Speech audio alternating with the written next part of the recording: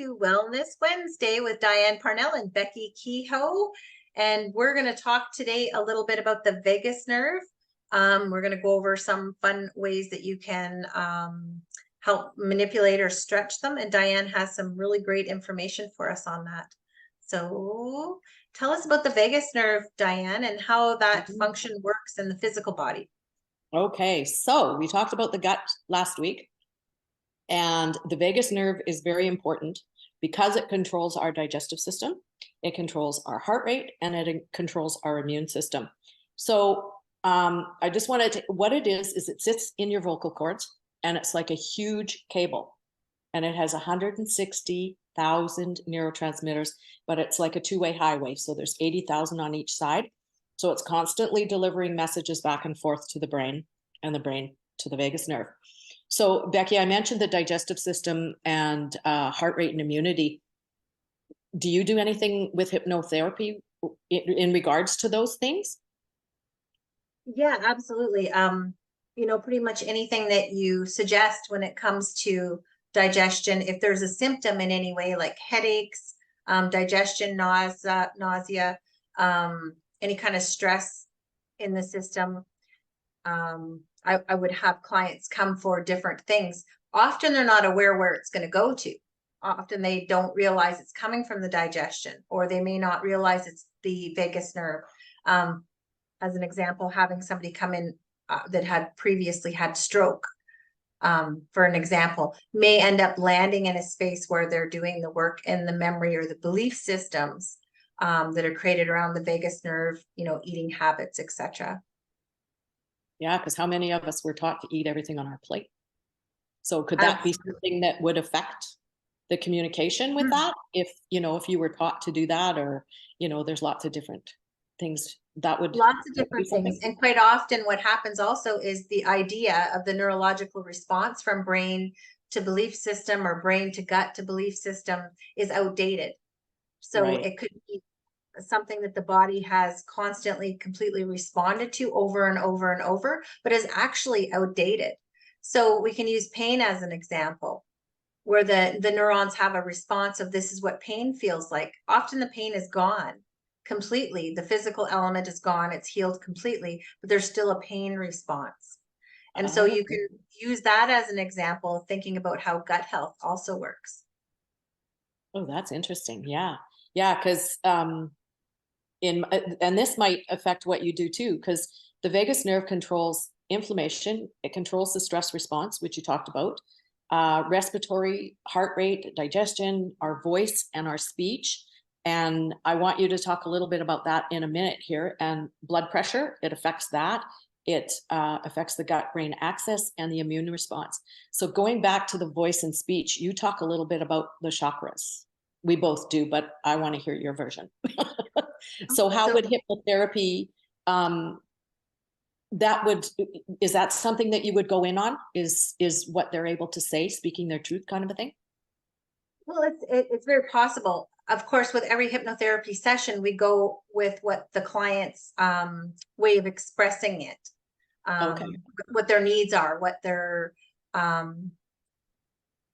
whatever the symptom is the best way to put it. So if somebody comes in and says, I'm still not able to sleep ever since my stroke, as an example, I'm still finding that I'm having problems with speaking after my stroke, or even connecting the dots, like whatever you're thinking of is not coming out vocally, then we would go into exactly that. And so we always use the client's terms of their symptom. Oh, so that's kind of a big answer. So it's not exactly answering what you're saying. We can, however, just go into, if the person comes in and says, no, I want to work directly with just speech, or I want to work directly with the vagus nerve, we can also do that with parts therapy. Oh, okay. Oh, that's interesting. Yeah, because some of the symptoms, you mentioned a few of them, headaches. If the vagus nerve is not functioning properly, then symptoms of that can be headaches. It can be motion sickness, dizziness, difficulty swallowing, which could be partly because the esophagus isn't working properly from digestion, anxiety, panic attacks, poor digestion, speaking of that, nausea and constipation. So can you deal with all of that stuff in hypnotherapy, or is that more with the gut brain microbiome? Absolutely. But at the same time, we don't express that we replace, the physical element too.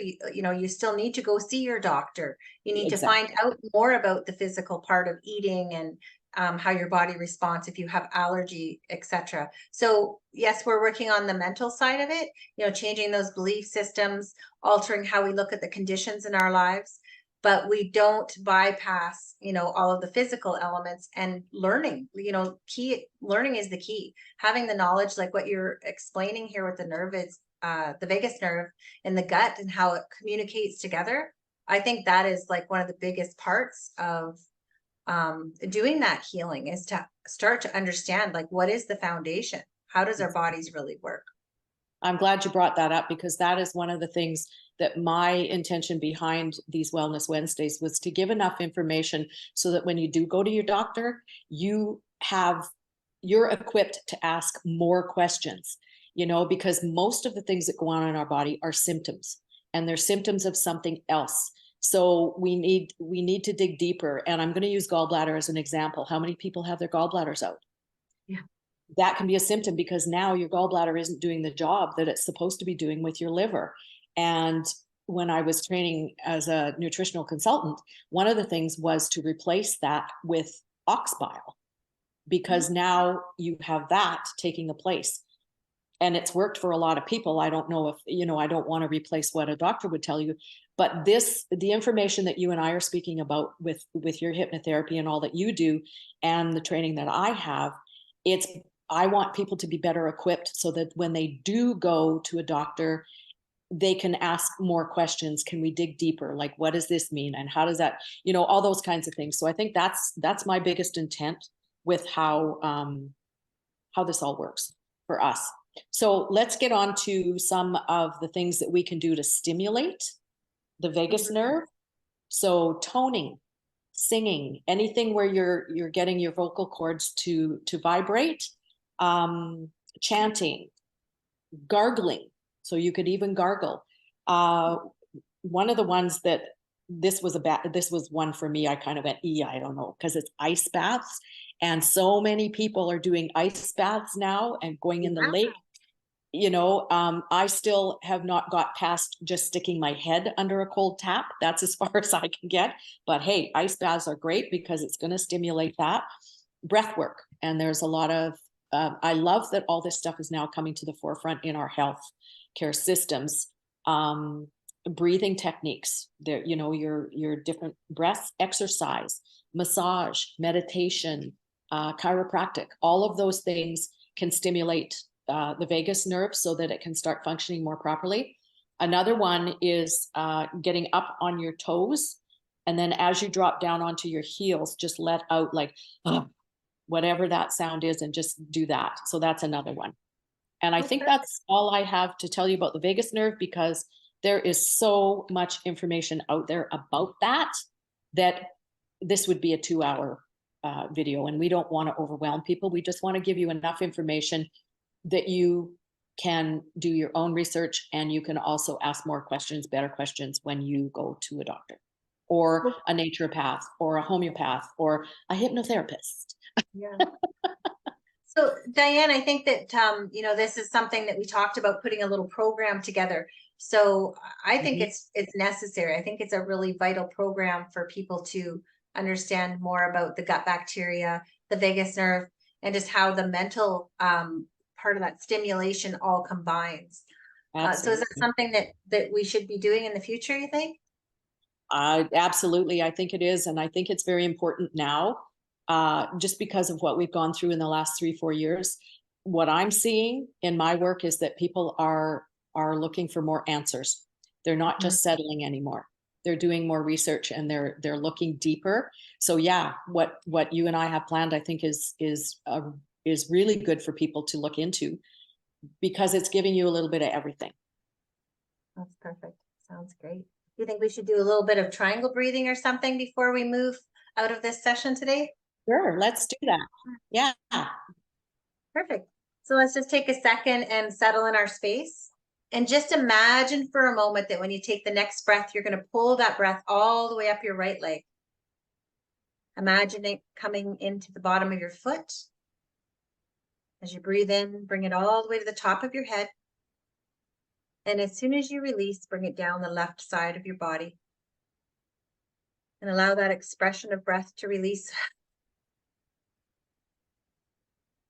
And once again, going back to the breath on the right leg, breathing in, all the way up, hold,